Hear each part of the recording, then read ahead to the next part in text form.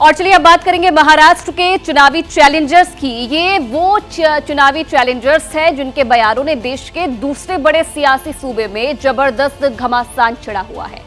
महाराष्ट्र में मतदान में भले ही 9 दिन का वक्त बाकी हो, लेकिन बयानों की धार अभी से बेहद तल्ख हो चुकी है। रैलियों से लेकर रोड शो में एक दूसरे को जमकर चुनावी चुनौतियां दी जा रही है। हालात ये हैं कि अब एक दूसरे पर पर्सनल अटैक किए जा रहे हैं और इसमें कोई भी पार्टी पीछे नहीं है। सवाल ये है कि इस चुनावी चुनौतियों का मकसद क्या है? क्या सियासी बयानबाजी से चुनाव का रुख मोड़ा जा सकता है? सियासी बयानबाजी पर यह सुपर एक्सक्लूसिव रिपोर्ट देखिए।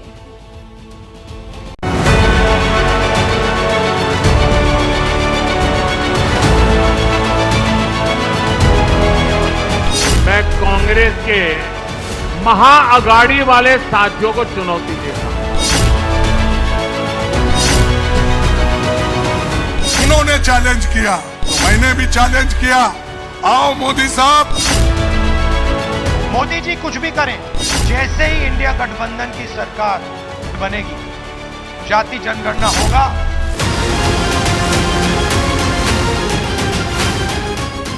बटेंगे तो कटेंगे।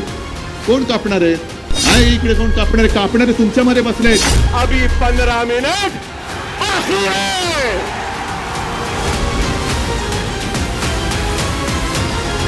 सुन लो वैसी छत्रपति संभाजी नगर, किसी का बाप भी पैदा हुआ अब ये नाम नहीं बदल सकता।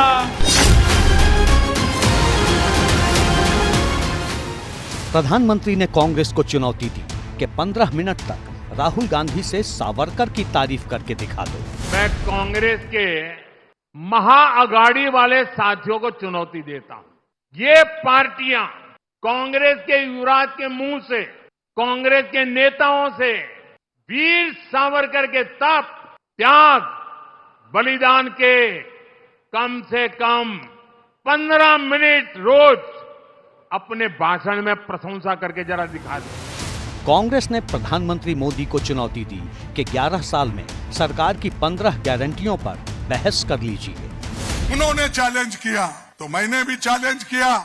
आओ मोदी साहब, बेंगलोर में एक जगह ठहरेंगे और आपकी गारंटी कितने यशस्वी हो गए। आपने जो कहा था इलेक्शन में, 11 साल में आपने कितने गारंटी दिए थे, उसमें से कितने गारंटी आपने किया। एक और राहुल गांधी चुनौती दे रहे हैं कि संविधान की किताब हाथ में लेकर आमना सामना करके दिखा दो। आरएसएस इस पे सीधा आक्रमण नहीं कर सकती, डरते हैं। अगर सामने से इसके साथ लड़ गए, वो 5 मिनट में हार जाएंगे। सामने से नहीं आ सकते। वो जानते हैं कि जिस दिन वो सामने से आ गए, उसी दिन कहानी खत्म हो जाएगी। अमित शाह राहुल गांधी को अल्पसंख्यकों को आरक्षण देने वाली चुनौती दे रहे हैं। राहुल गांधी को चेताना चाहता हूं, आपके मन में जो भी षड्यंत्र हो, राहुल बाबा, जब तक भारतीय जनता पार्टी है, इस देश में माइनॉरिटी को आरक्षण नहीं मिलेगा, नहीं मिलेगा, नहीं। उद्धव ठाकरे बीजेपी को बटेंगे तो कटेंगे के नारे पर चुनौती दे रहे हैं। बटेंगे तो कटेंगे। कोण कापणार आहेत? आहे इकडे कोण कापणार आहे? कापणारे तुमच्यामध्ये बसलेत, ज्याने माझ्या कार्यकर्त्याची बोटं कापलेत। तुम्हाला आता राजकारणामध्ये आम्ही कापणार आहोत। नेताजी आ रहे हैं, नेताजी जा रहे हैं।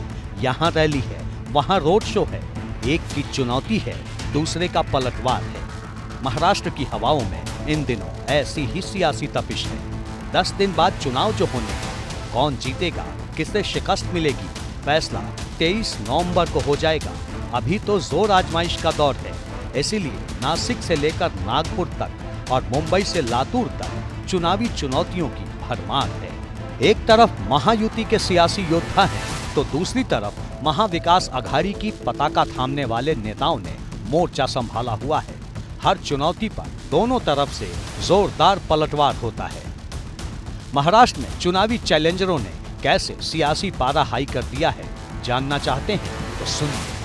मैं अघाड़ी में कांग्रेस के दोस्तों को ये भी चुनौती देता हूं, वो कांग्रेस के नेताओं से युवराज के मुंह से बाला साहब ठाकरे की, उनकी विचारधारा की सार्वजनिक रूप से प्रशंसा करके दिखाएं।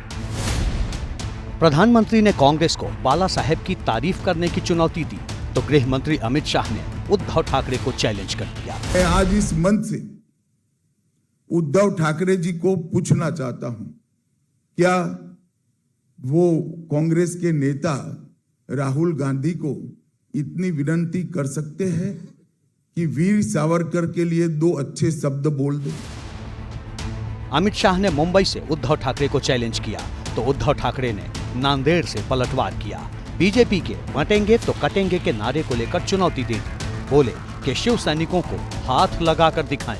जब बटेंगे तो कटेंगे ना, मोदी आले तर माझा कुठे कार्यकर्ता त्याला घेऊन जा आणि सांगा की हे बटेंगे तो कटेंगे कोण आहे हा, काय त्याचा गुन्हा, शिवसेनेचं काम करतोय। महाराष्ट्र के चुनावी मैदान में इसी तरह वार पलटवार हो रहा है। महायुति और महाविकास अघाड़ी के सियासी योद्धाओं के जुबानी तर्कश में जितने तीर हैं, सब दागे जा रहे हैं। कांग्रेस भी संविधान के सहारे बीजेपी को घेरने में पीछे नहीं है।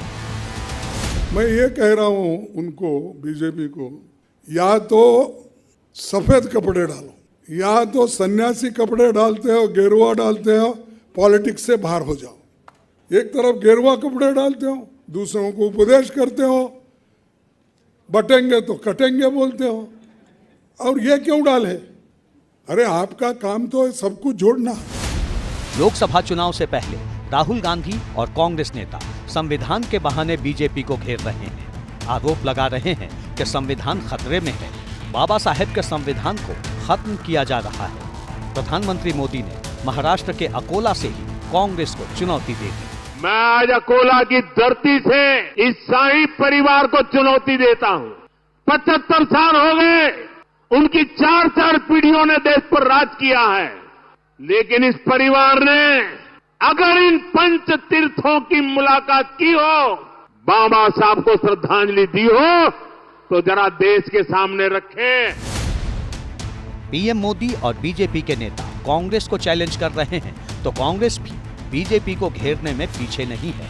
कांग्रेस अध्यक्ष खड़गे ने तो पीएम मोदी को आमने सामने बैठकर बहस की चुनौती तक दे डाली। बहस ऐसा टेबल पे हो, वो उधर ठहरे, मैं इधर ठहरूंगा, या नहीं तो मैं उधर ठहरूंगा, वो इधर ठहरे।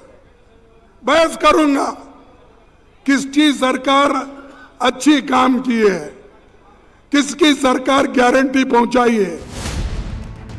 महाराष्ट्र में जैसे जैसे चुनाव की तारीख करीब आ रही है, जुबानी शब्द बाणों का सिलसिला तेज होता जा रहा है। पुणे से चुनौती मिलती है तो नासिक से जवाब मिलता है। महाराष्ट्र के चुनाव में चुनावी चैलेंजर का ये तो ट्रेलर भर है, अभी तो जुबानी वार पलटवार की पूरी पिक्चर बाकी है।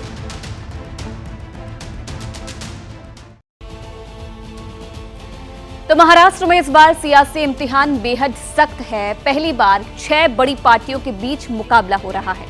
2019 में बीजेपी और शिवसेना ने साथ मिलकर चुनाव लड़ा था। सरकार बनने से पहले ही उद्धव ने पाला बदल लिया और इसके बाद पिछले 5 साल में इतनी उठापटक मची है कि सारे समीकरण ही बदल गए। यही वजह है कि इतिहास खंगाला जा रहा है और उसी की आड़ में सवाल पूछे जा रहे हैं, एक दूसरे को चैलेंज किया जा रहा है।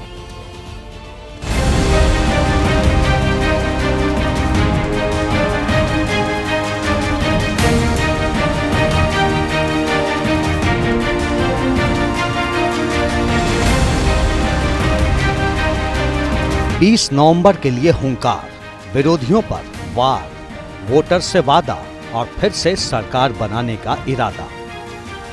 महाराष्ट्र के सियासी दुर्ग को साधने के लिए हर पार्टी कमर कस चुकी है। जैसे जैसे मतदान के दिन करीब आते जा रहे हैं, वैसे वैसे महाराष्ट्र में चुनावी घमासान बढ़ता जा रहा है। चुनावी चुनौतियों का दायरा भी उसी तरह बढ़ता जा रहा है।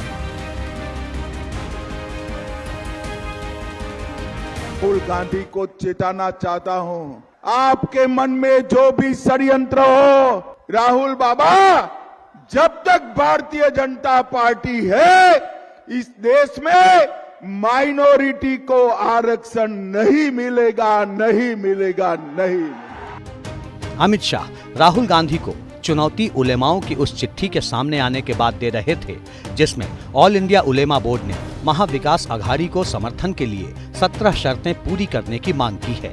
इससे एक दिन पहले भी अमित शाह ने महाविकास अघाड़ी के नेताओं को चैलेंज किया था। मैं आज संभाजी महाराज की भूमि पर कहकर जाता हूं, मेरी बात मानिएगा शरद पवार साहब, आपकी 4 पुश्तें भी आएगी, धारा 370 हम वापिस नहीं आने देंगे। अमित शाह ने ये बात तब कही थी जब जम्मू कश्मीर की विधानसभा में बवाल मचा हुआ था। केंद्रीय गृह मंत्री उसी संभाजी नगर में थे जिसके नाम को लेकर जबरदस्त सियासत हो रही है। संभाजी नगर में ही असदुद्दीन ओवैसी के छोटे भाई अकबरुद्दीन ने फिर से 15 मिनट वाली चुनौती दी थी। अभी 15 मिनट बाकी है। अरे भाई 15 मिनट बाकी है, सब्र करिए ना। वो मेरा पीछा छोड़ती है ना मैं उस। 3 दिन पहले संभाजी नगर में अकबरुद्दीन ओवैसी की रैली हुई। रैली में मंच पर बुर्का पहनकर एक महिला आई थी जिसने भाषण के दौरान औरंगाबाद का नाम संभाजी महाराज किए जाने पर विवादित बयान दिया। उसी बयान को लेकर महाराष्ट्र के उप मुख्यमंत्री देवेंद्र फडणवीस ने ओवैसी भाइयों को चुनौती देने में देर नहीं की। सुन लो ओवैसी, छत्रपति संभाजी नगर, किसी का बाप भी पैदा हुआ अब ये नाम नहीं बदल सकता। अरे काल त्या एमआयएमची सभा झाली आणि त्या सभेमध्ये एक महिला होती। ती महिला म्हणाली, ये कौन संभाजी राजा है, ये कैसे संभाजी नगर हो गया। अरे